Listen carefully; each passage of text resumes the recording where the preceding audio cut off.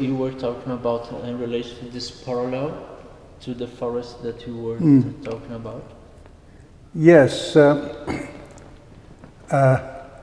I place the things that new things that I learn. For instance, I have a library of roughly 10,000 books, and I somehow have almost a skin feeling where certain kinds of ideas are located. And then when I start to work, I just, without thinking of it, I walk to the right place and get the book where the idea is. So that, and I am interested in all kinds of things. I have written a book on animal architecture. I have written hundreds of essays on various artists, old and new.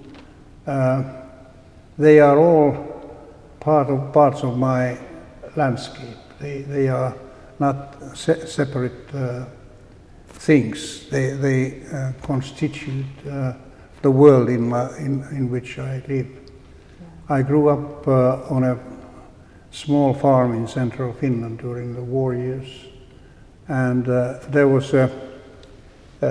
the fields opened in the forest. Then there were forests all around, and the hills that created a small valley. And I knew that there is a world behind those trees, but I knew nothing about it. And now that I have gone 108 times around the globe, now I know what was behind those forests. So my advice is to take everything very personally, to yourself and to your heart. Then you don't only remember them, they work on your character constantly and unnoticeably. Yeah. Amazing. The best. Okay. Mr. Juhani, would you like to left a message to people that are watching us now, architects that are starting to creating projects, they are starting to managing a new way of interpret and create architecture? Yeah.